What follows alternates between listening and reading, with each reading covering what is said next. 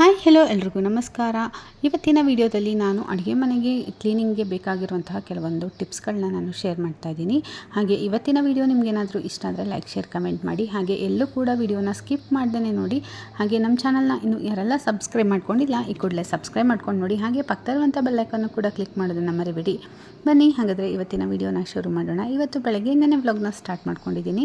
ಇವತ್ತು ಗಿಡದಲ್ಲಿ first time ಹೂವು ಬಿಟ್ಟಿತ್ತು. ತುಂಬ ದಿನಗಳಿಂದ ನಾನು ಒಂದೇ ಒಂದು ಕಡ್ಡಿನ ನೆಟ್ಟಿದ್ದೆ. ಸೊ ಅದು ಚಿಗುರಿ ಈಗ ಹೂ ಬಿಡ್ತಾ ಇದೆ. ತುಂಬಾ ಖುಷಿ ಆಗುತ್ತೆ ಅಲ್ವಾ. ಆಲ್ಮೋಸ್ಟ್ ಒಂದು 5 ಮಂತ್ಸ್ ಅಂತ ಅಂದ್ಕೊಳ್ಳಿ ಆ ಗಿಡ ಒಂದು ಹೂ ಕೊಡೋದಕ್ಕೆ. ಅಂದರೆ ಬರೀ ಒಂದು ಕಡ್ಡಿ ನೆಟ್ಟಿದ್ದು ಎಲೆ ಬಂದು ಹೂ ಬಂದು ಸೊ ನಮಗೆ ತುಂಬಾ ಖುಷಿ ಆಗುತ್ತೆ. ಅದರಲ್ಲೂ ಆ ಹೂ ಯಾವ ಕಲರ್ ಅನ್ನೋದೇ ನಂಗೆ ಗೊತ್ತಿರಲಿಲ್ಲ. ಯಾಕಂದರೆ ಅದು ನಮ್ಮ ಮಾವ ತಂದು ಕೊಟ್ಟಿದ್ದು ಕಡ್ಡಿ, ಹೂವಿನ ಕಡ್ಡಿನ ಕಿತ್ಕೊಂಬಂದು ಕೊಟ್ಟಿದ್ದರು. ಸೊ ಅದನ್ನು ನಾನು ಹಾಕಿದ್ದು ಅದು ಯಾವ ಕಲರ್ ಅಂತಲೇ ನನಗೆ ಗೊತ್ತಿರಲಿಲ್ಲ. ಸೊ ನೋಡೋಣ, ನಾನು ಕೆಂಪು ಕಣಗ್ಲೆ ಹೂವು ಅಂತ ಅಂದ್ಕೊಂಡಿದ್ದೆ, ಬಟ್ ಅದು ವೈಟ್ ಕಲರು, ಒಳ್ಳೆ ಮಲ್ಲಿಗೆ ಹೂವಿನ ಥರ ಚೆನ್ನಾಗಿ ಅಳ್ಳಿತ್ತು ಇವತ್ತಂತೂ.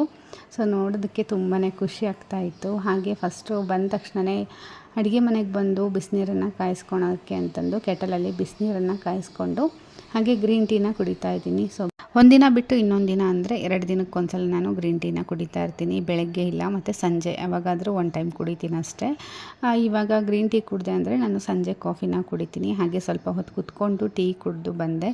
ಅದಾದಮೇಲೆ ಮೊಸರನ್ನು ಹೆಪ್ಪಾಕಿದ್ದೆ ರಾತ್ರಿಯೇ. ತುಂಬಾ ಚೆನ್ನಾಗಿ ಮೊಸರು ಹೆಪ್ಪಾಗಿತ್ತು. ಇವಾಗ ಬೇಸಿಗೆ ಬೇರೆ ಅಲ್ವಾ, ಮೊಸರು ಚೆನ್ನಾಗಿ ಗಟ್ಟಿಯಾಗಿ ಹೆಪ್ಪಾಗಿತ್ತು.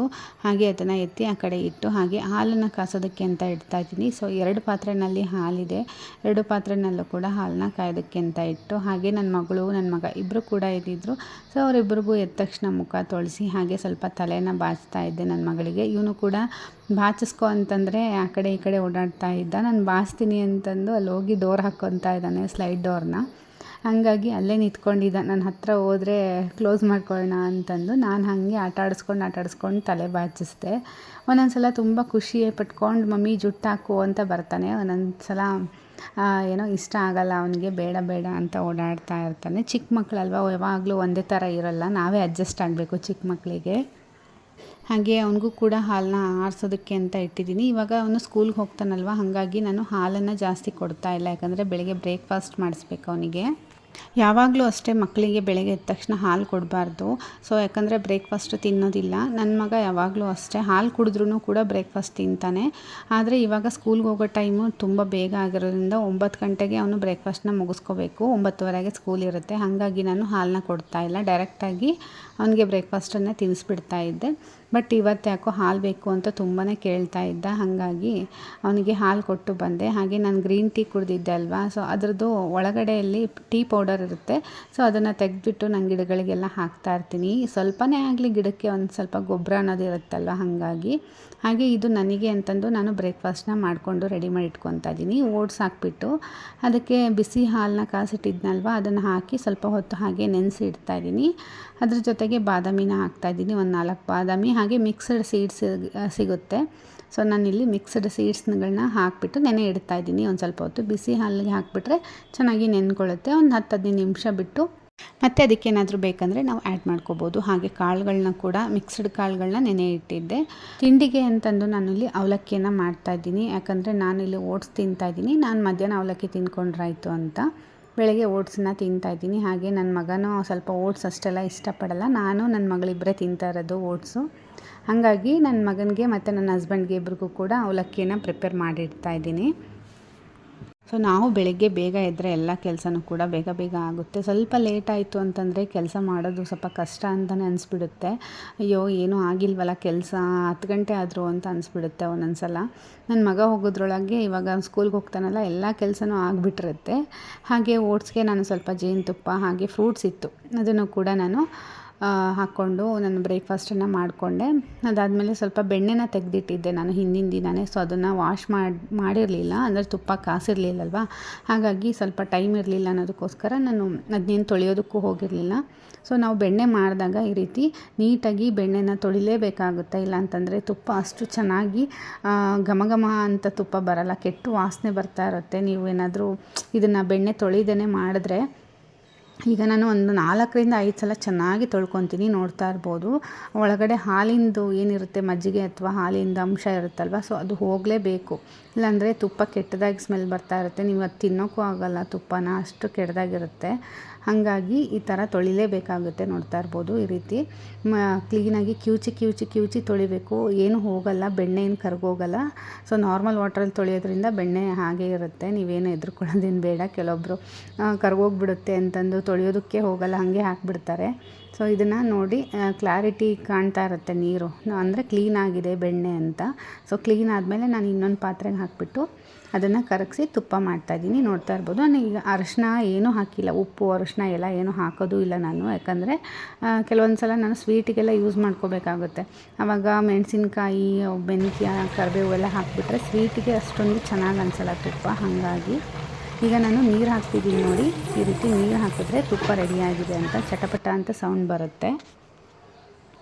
ಆ ರೀತಿ ಸೌಂಡ್ ಬಂದರೆ ತುಪ್ಪ ರೆಡಿಯಾಗಿದೆ ಅಂತ. ಸೊ ತುಪ್ಪ ಕೂಡ ರೆಡಿ ಆಯಿತು. ಸೊ ಅದನ್ನು ನಾನು ಸೋಸ್ಕೊತಾ ಇದ್ದೀನಿ. ಜಾಸ್ತಿ ಸೀದಿಸ್ಬಾರ್ದು. ನೋಡ್ತಾ ಇರ್ಬೋದು ಲೈಟಾಗಿ ವೈಟ್ ಕಲರ್ ಎಲ್ಲ ಹೋಗಿಬಿಟ್ಟು ಕೆಳಗಡೆ ಕುತ್ಕೊಳ್ಳುತ್ತೆ. ಕುತ್ಕೊಂಡ್ಮೇಲೆ ಈ ಥರ ಕಲರ್ ಆಗುತ್ತೆ. ನೋಡ್ತಾ ಇರ್ಬೋದು ನಾನು ಯಾವುದೇ ರೀತಿ ಅರಿಶಿನ ಎಲ್ಲ ಹಾಕಿಲ್ಲ. ತುಪ್ಪನ ಸ್ಟೋರ್ ಮಾಡುವಾಗ ಗಾಜಿನ ಬಾಟ್ಲಿ ಅಥವಾ ಸ್ಟೀಲಿನ ಡಬ್ಬದಲ್ಲಿ ಸ್ಟೋರ್ ಮಾಡಬೇಕಾಗುತ್ತೆ. ನೋಡ್ತಾ ಇರ್ಬೋದು ನಾನು ಗಾಜಿನ ಬಾಟ್ಲು ಸ್ವಲ್ಪ ಹ್ಯಾಂಡಲ್ ಮಾಡೋದು ಕಷ್ಟ, ತುಪ್ಪ ಅಲ್ವಾ, ಸೊ ಕೈ ಜಾರ್ಗಿರುತ್ತೆ ಅಂತಂದು ನಾನು ಸ್ಟೀಲಿನ ಡಬ್ಬದಲ್ಲಿ ಹಾಕಿಡ್ತಾ ಇದ್ದೀನಿ ಅಷ್ಟೇ.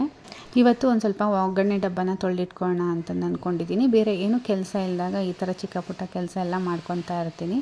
ಸೊ ನೋಡ್ತಾ ಇರ್ಬೋದು ಎಲ್ಲ ಉಳಿದಿರೋದೆಲ್ಲ ನಾನು ತೆಗೆದ್ಬಿಟ್ಟು ಬೇರೆ ಕಪ್ಗೆ ಟ್ರಾನ್ಸ್ಫರ್ ಮಾಡಿ ಇಟ್ಕೊಂಡಿದ್ದೀನಿ. ಆಲ್ಮೋಸ್ಟ್ ಒಗ್ಗರಣೆ ಡಬ್ಬಿಲಿ ಎಲ್ಲ ಐಟಮ್ಗಳು ಖಾಲಿಯಾಗಿತ್ತು, ಹಾಗಾಗಿ ತೊಳೆದು ಬಿಡೋಣ ಅಂತಂದು ತೊಳಿತಾ ಇದ್ದೀನಿ. ಈಗ ಏನಾದರೂ ಅಡುಗೆ ಮಾಡುವಾಗ ಅಥವಾ ಇಡುವಾಗ ಕೈ ಜಾರು ಬಿದ್ದು ಕೆಲವೊಂದು ಸಲ ನನಗೆ ಎಲ್ಲ ಜೀರಿಗೆ, ಸಾಸಿವೆ, ಖಾರ ಪುಡಿ ಎಲ್ಲ ಒಟ್ಟಿಗೆ ಮಿಕ್ಸ್ ಆಗಿ ಇದ್ರೊಳಗಡೆ ಚೆಲ್ಬಿಟ್ಟಿರುತ್ತೆ. ಸೊ ಲಾಸ್ಟ್ ಟೈಮ್ ಕೂಡ ಹಾಗೆ ಆಗಿತ್ತು. ಒಂದು ಸ್ವಲ್ಪ ಕೈ ಜಾರು ಬಿಟ್ಟು ಒಳಗಡೆ ಎಲ್ಲ ಬಿದ್ದುಬಿಟ್ಟಿತ್ತು, ಅರಿಶಿನ, ಖಾರ ಪುಡಿ ಎಲ್ಲ ಮಿಕ್ಸ್ ಆಗಿ ಒಂಥರ ಗಲೀಜು ಥರ ಕಾಣ್ತಾ ಇತ್ತು. ಸೊ ಹಾಗಾಗಿ ನಾನು ಅದನ್ನು ತೊಳ್ಕೊತಾ ಇದ್ದೀನಿ. ಸೊ ಇದನ್ನು ಅವಾಗವಾಗ ತೊಳ್ಕೊತಾ ಇದ್ದರೆ ನೀಟಾಗಿರುತ್ತೆ. ಹಾಗೆ ಒಗ್ಗರಣೆ ಡಬ್ಬಿ ನೀವು ಯಾವ್ದು ಯೂಸ್ ಮಾಡ್ತೀರೋ ಸೊ ಅದ್ರ ಮೇಲೆ ನೀವು ಅಷ್ಟು ನೀಟಾಗಿ ನೀವು ಒಗ್ಗರಣೆ ಡಬ್ಬಿನ ಇಟ್ಕೋಬೋದು. ಆದಷ್ಟು ಈ ಥರ ಸ್ಟೀಲಿಂದ ಆದರೆ ತುಂಬ ಈಸಿಯಾಗಿ ಹ್ಯಾಂಡಲ್ ಮಾಡ್ಬೋದು. ಗಾಜಿಂದು ಅಥವಾ ಈ ಥರ ವುಡನ್ದು ಅಂತಂದರೆ ಅಷ್ಟು ನನಗೇನು ಇಷ್ಟ ಆಗಲ್ಲ ಕ್ಲೀನಿಂಗ್ ಎಲ್ಲ, ನನಗೆ ಹೆಂಗೋ ಅಂತ ಗೊತ್ತಿಲ್ಲ. ಬಟ್ ಸ್ಟೀಲಿಂದ ಆದರೆ ನಾರ್ಮಲಾಗಿ ಚೆನ್ನಾಗಿ ಕ್ಲೀನ್ ಮಾಡ್ಕೊಂಡು ಇಟ್ಕೋಬೋದು. ಅದರಲ್ಲೂ ಪ್ಲಾಸ್ಟಿಕ್ ಮಾತ್ರ ಯೂಸ್ ಮಾಡೋದಕ್ಕೆ ಹೋಗಬೇಡಿ. ಆದಷ್ಟು ಎಲ್ಲನೂ ಕೂಡ ಸ್ಟೀಲ್ ಅಥವಾ ಗ್ಲಾಸು, ಪಿಂಗಾಣಿ ಈ ಥರದ್ದನ್ನು ಪಾತ್ರೆಗಳನ್ನ ನೀವು ಯೂಸ್ ಮಾಡಿದ್ರೆ ಚೆನ್ನಾಗಿ. ಹಾಗೆ ಆಗಾಗ ಈ ಥರ ಟೈಮ್ ಇದ್ದಾಗ ಯಾವುದಾದ್ರೂ ಒಂದು ಕೆಲಸ ಮಾಡ್ಕೊತಾ ಇದ್ದರೆ ನಾನು ಕೂಡ ತುಂಬ ದಿನದಿಂದ ಒಂದೊಂದೇ ಕೆಲಸ ಮಾಡ್ಕೊತ ಬರ್ತಾಯಿದ್ದೀನಿ. ಸೊ ಇವತ್ತು ಹಾಕಿರೋ ವಿಡಿಯೋನ ನಾನು ಪೂರ್ತಿಯಾಗಿ ಕಂಟಿನ್ಯೂ ಆಗಿ ಕ್ಲೀನಿಂಗ್ ಮಾಡ್ತಾನೆ ಇದ್ದೀನಿ ಅಂತ ಅಲ್ಲ. ಸೊ ಒಂದೊಂದು ದಿನ ಒಂದೊಂದು ಕೆಲಸ ಮಾಡಿದ್ದೀನಿ. ಸೊ ನಾನು ಇವತ್ತು ಸ್ವಲ್ಪ ಕ್ಲೀನಿಂಗ್ ಟಿಪ್ಸ್ನ ಕೊಡೋಣ ಅನ್ನೋದಕ್ಕೋಸ್ಕರ ನಿಮ್ಮ ಜೊತೆ ಶೇರ್ ಮಾಡ್ತಾಯಿದ್ದೀನಿ. ಸೊ ಒಗ್ಗರಣೆ ಡಬ್ಬ ಎಲ್ಲ ತೊಳೆದು ನೀಟಾಗಿ ಎತ್ತಿಟ್ಟಿದ್ದೀನಿ. ಅದ್ರ ಜೊತೆಗೆ ಚಿಕ್ಕದು ಸ್ಪೂನ್ ಕೂಡ ಇರುತ್ತೆ, ಅದನ್ನು ಮಾತ್ರ ಕಳಿಯೋದಕ್ಕೆ ಹೋಗೋದೇ ಇಲ್ಲ ನಾನು, ಯಾಕಂದರೆ ಒಗ್ಗರಣೆ ಡಬ್ಬಿಗೆ ಕರೆಕ್ಟಾಗಿ ಸೆಟ್ ಆಗಿದೆ ಅದು. ಸೊ ಅದಾದಮೇಲೆ ಅಡುಗೆ ಮನೆ ಚೆನ್ನಾಗಿ ನೀಟಾಗಿ ಕಾಣಿಸೋದಕ್ಕೆ ಈ ಗಿಡಗಳು ಕೂಡ ಒಂದು ರೀಸನ್ ಅಂತಲೇ ಹೇಳ್ಬೋದು. ಸೊ ನಾನು ಒಳಗಡೆ ಪ್ಲ್ಯಾಂಟ್ಸ್ ಎಲ್ಲ ಇಟ್ಕೊಂಡಿದ್ದೀನಿ ಅಡುಗೆ ಮನೆಯಲ್ಲಿ. ಸೊ ಅದ್ರದ್ದು ನೀರು ಕೂಡ ಚೇಂಜ್ ಮಾಡ್ತಾ ಇರ್ತೀನಿ ಅವಾಗವಾಗ. ಹಾಗೆ ಬಾಟಲ್ ಕೂಡ ಸ್ವಲ್ಪ ಧೂಳೆಲ್ಲ ಆಗಿರುತ್ತೆ ಅಲ್ವಾ, ಸೊ ಅದು ಅಡುಗೆ ಮನೆಯಲ್ಲೇ ಇರೋದ್ರಿಂದ ಅದು ಕೂಡ ಮೇಲ್ಗಡೆ ಜಿಡ್ಡು ಅಥವಾ ಧೂಳು ಎಲ್ಲ ಆಗಿರುತ್ತೆ. ಹಾಗೆ ಬೋರ್ ವಾಟ್ರ್ ಆಗಿರೋದ್ರಿಂದ ಹಾಗೆ ಇಟ್ಟು ಒಳಗಡೆ ಬೋರ್ ವಾಟ್ರಿಂದ ವೈಟ್ ಕಲರ್ ಮಾರ್ಕ್ ಎಲ್ಲ ಬೀಳ್ತಾ ಇರುತ್ತೆ ಬಾಟಲಲ್ಲಿ. ಸೊ ಹಂಗಾಗಿ ಆವಾಗವಾಗ ಚೇಂಜ್ ಮಾಡ್ತಾ ಇರ್ತೀನಿ ನಾನು. ತೊಳೆದಿಟ್ಟರೆ ಸ್ವಲ್ಪ ಕಡಿಮೆ ಆಗುತ್ತೆ ಒಳಗಡೆ ಮಾರ್ಕು, ಇಲ್ಲಾಂತಂದರೆ ಅದು ಟ್ರಾನ್ಸ್ಪರೆಂಟ್ ಗ್ಲಾಸ್ ಆಗಿರೋದ್ರಿಂದ ವೈಟ್ ಕಲರ್ ಮಾರ್ಕ್ ಹಾಗೆ ಕಾಣಿಸುತ್ತೆ, ಅಷ್ಟು ಚೆನ್ನಾಗೂ ಅನಿಸಲ್ಲ. ಹಾಗೆ ನಾನು ಅದನ್ನೆಲ್ಲ ತೊಳೆದ್ಬಿಟ್ಟು ಮತ್ತೆ ಹೊಸ ನೀರನ್ನು ಫಿಲ್ ಮಾಡ್ತಾಯಿದ್ದೀನಿ. ಅಟ್ಲೀಸ್ಟ್ ಒಂದು 10 ಡೇಸು 15 ಡೇಸ್ಗೆ ಒಂದು ಸಲ ಹೊಸ ನೀರನ್ನು ಫಿಲ್ ಮಾಡಿದ್ರೆ ಆಯಿತು. ಹಾಗೆ ಈ ಬೇರುಗಳೆಲ್ಲ ಕೊಳ್ತೋಗ್ಬಿಟ್ಟಿರುತ್ತೆ ನೀರಲ್ಲಿ ಇದ್ದು. ಹಾಗೆ ಎಲೆಗಳ ಮೇಲೂ ಕೂಡ ಧೂಳೆಲ್ಲ ಅನ್ನೋದು ಕುತ್ಕೊಂಡು ಅಷ್ಟು ಚೆನ್ನಾಗಿ ಕಾಣಿಸ್ತಾ ಇರಲ್ಲ ಫ್ರೆಶ್ ಆಗಿ ಎಲೆಗಳು. ಆಗಾಗ ಈ ರೀತಿ ಎಲೆಗಳನ್ನ ತೊಳೆದಿಡೋದ್ರಿಂದ ಫ್ರೆಶ್ ಆಗಿ ಕಾಣಿಸ್ತಾ ಇದೆ, ನೋಡ್ತಾ ಇರ್ಬೋದು ಎಲೆ. ಹಾಗೆ ಇದನ್ನು ಕೂಡ ನಾನು 2 ಹತ್ರ ಪ್ಲೇಸ್ ಮಾಡಿದ್ದೀನಿ, ಆ ಕಡೆ ಮತ್ತು ಈ ಕಡೆ 2 ಸೈಡು ಅಡುಗೆ ಮನೆಯಲ್ಲಿ ಪ್ಲೇಸ್ ಮಾಡಿ ಇಟ್ಕೊಂಡಿದ್ದೀನಿ. ತುಂಬಾ ನೀಟಾಗಿ ಕಾಣಿಸುತ್ತೆ. ಒಂದು ಸ್ವಲ್ಪ ಗಿಡಗಳಿರೋದ್ರಿಂದ ಒಂದು ಸ್ವಲ್ಪ ಕಾಮ್ ಅಂತ ಅನಿಸುತ್ತೆ ಗ್ರೀನ್ ಕಲರ್ ಗಿಡಗಳನ್ನ ಇಟ್ಕೊಳ್ಳೋದ್ರಿಂದ.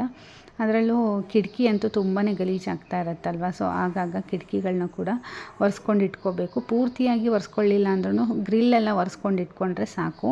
ಯಾಕಂದರೆ ಅಲ್ಲಿ ಜೇಡ ಎಲ್ಲ ಕಟ್ಟಿದ್ರೆ ನೀವು ಅಡುಗೆ ಮಾಡಿ ಫುಡ್ಡೆಲ್ಲ ಇಟ್ಟಿರ್ತೀರ, ಸೊ ಫುಡ್ ಒಳಗೆಲ್ಲ ಜೇಡ ಅದೆಲ್ಲ ಬೀಳೋ ಚಾನ್ಸಸ್ ಇರುತ್ತೆ. ಹಾಗಾಗಿ ಆಗಾಗ ಕಿಟಕಿಗಳನ್ನ ಕೂಡ ಒರೆಸಿಟ್ಕೊಳ್ಳಿ. ಹಾಗೆ ನಾನು ಗ್ಯಾಸ್ ಸ್ಟವ್ನ ಕ್ಲೀನ್ ಮಾಡಬೇಕು. ಗ್ಯಾಸ್ ಸ್ಟವ್ ಅಂತಂದರೆ ಬರ್ನರ್ಸ್ನ ಮೇಯ್ನ್ ನಾನು ಕ್ಲೀನ್ ಮಾಡಬೇಕಿತ್ತು. ತುಂಬ ದಿನದಿಂದ ನಾನು ಕ್ಲೀನ್ ಮಾಡಬೇಕು ಅಂತ ಅಂದ್ಕೊಂಡಿದ್ದೆ, ಬಟ್ ಆಗಿರಲಿಲ್ಲ. ಸೊ ಇವತ್ತು ನಾನು ಕ್ಲೀನ್ ಮಾಡಬೇಕು ಅಂತ ಡಿಸೈಡ್ ಮಾಡಿದ್ದೀನಿ. ಯಾಕಂದರೆ ಅದು ಬರ್ನರಲ್ಲಿ ಸ್ವಲ್ಪ ಹೋಲ್ಗಳೆಲ್ಲ ಕ್ಲೋಸ್ ಆಗಿತ್ತು. ಸೊ ಹಾಗಾಗಿ ಇದು ಸಿಟ್ರಿಕ್ ಆ್ಯಸಿಡ್ ಅಂತ, ಇದು 1-2-3 ಸ್ಪೂನ್ನ ಹಾಕ್ಕೊತಾ ಇದ್ದೀನಿ. ಇದನ್ನು ಕಿಚನ್ಗೆ, ಬಾತ್ಗೆ, ಹಾಗೆ ನೆಲ ಒರೆಸೋದಕ್ಕೆ ಎಲ್ಲದಕ್ಕೂ ಕೂಡ ನೀವು ಯೂಸ್ ಮಾಡ್ಕೋಬೋದು. ಅಮೆಝಾನಲ್ಲಿ ಸಿಗುತ್ತೆ ಇದು.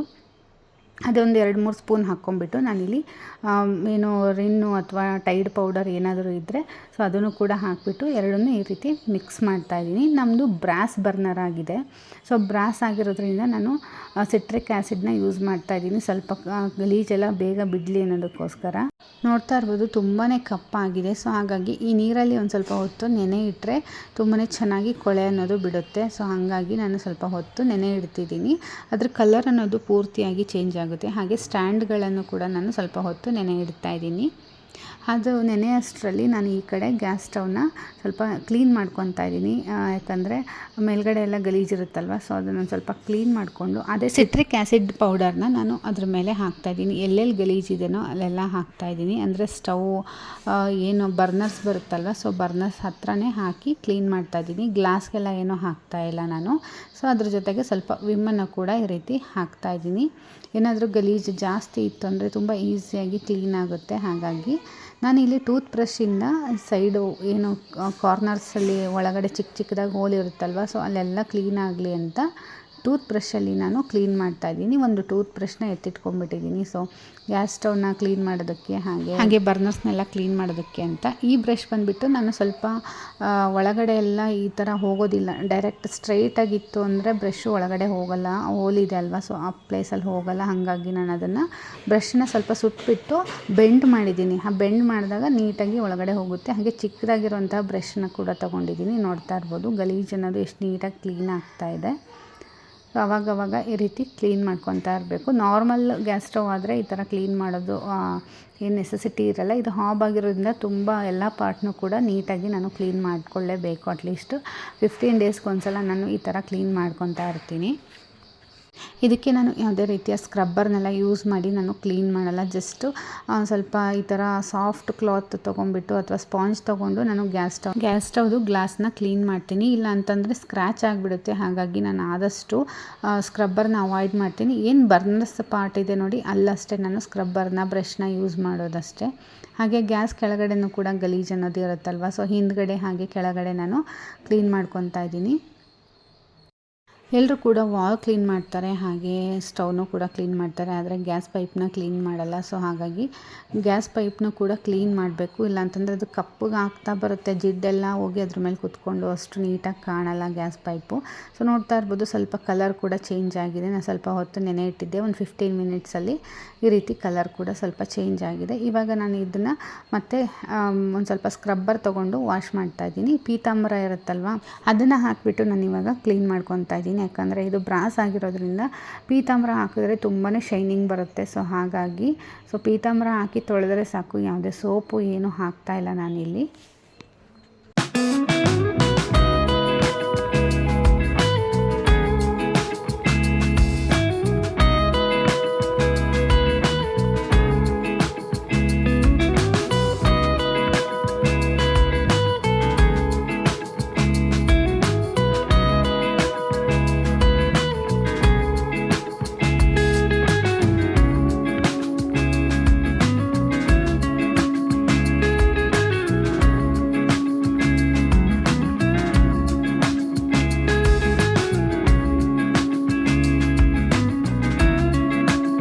ಸೊ ಪೀತಾಂಬರ ಹಾಕಿ ತಿಕ್ಕಿದ್ಮೇಲಂತೂ ಪೂರ್ತಿಯಾಗಿ ಕ್ಲೀನ್ ಆಗಿದೆ ಎಲ್ಲನೂ ಕೂಡ. ಹಾಗೆ ಈ ಮಧ್ಯದಲ್ಲಿರುವಂತಹ ಬರ್ನರ್ಸ್ನ ನಾನು ಟೂತ್ ಬ್ರಷ್ಗೆ ಪೀತಾಂಬರ ಹಾಕ್ಕೊಂಡ್ಬಿಟ್ಟು ಈ ರೀತಿ ಕ್ಲೀನ್ ಮಾಡ್ಕೊತಾ ಇದ್ದೀನಿ. ಹಾಗಾಗಿ ತುಂಬಾ ಶೈನಿಂಗ್ ಬರುತ್ತೆ. ಸೊ ಟೂತ್ ಬ್ರಷಿಂದ ಕ್ಲೀನ್ ಮಾಡೋದ್ರಿಂದ ಈ ಒಳಗಡೆ ಸಂದಿ ಎಲ್ಲ ನಾವು ನೀಟಾಗಿ ಕ್ಲೀನ್ ಮಾಡ್ಬೋದು. ಹಾಗೆ ಈ ಬರ್ನರ್ ತುಂಬಾ ಗಲೀಜಾಗಿತ್ತು, ಹಾಗೆ ಅದಕ್ಕೂ ಕೂಡ ಪೀತಾಂಬರ ಹಾಕಿ ತಿಕ್ತಾ ಇದ್ದಂಗೆ ಪೂರ್ತಿಯಾಗಿ ಗಲೀಜೆಲ್ಲ ಬಿಟ್ಕೊತಾ ಇದೆ. ನೋಡ್ತಾ ಇರ್ಬೋದು ನನ್ನ ಕೈ ಪೂರ್ತಿ ಕಪ್ಪಾಗಿದೆ. ಸೊ ಅಷ್ಟು ನೀಟಾಗಿ ಕ್ಲೀನ್ ಆಗುತ್ತೆ ಪೀತಾಂಬರ ಯೂಸ್ ಮಾಡೋದ್ರಿಂದ. ಸೊ ಎಲ್ಲದಕ್ಕೂ ಕೂಡ ನೀವು ಯೂಸ್ ಮಾಡ್ಬೋದು, ಸರಿ ಬರೀ ಬ್ರಾಸ್ ಅದಕ್ಕೆ ಅಂತಲೇ ಅಲ್ಲ, ಸೊ ಎಲ್ಲದಕ್ಕೂ ಕೂಡ ನೀವು ಯೂಸ್ ಮಾಡ್ಬೋದು. ಸೊ ಡ್ರೈ ಮಾಡೋದಕ್ಕೆ ಅಂತ ಇಟ್ಟಿದ್ದೀನಿ. ಸೊ ಇವತ್ತಿನ ವಿಡಿಯೋ ಇಷ್ಟೇ.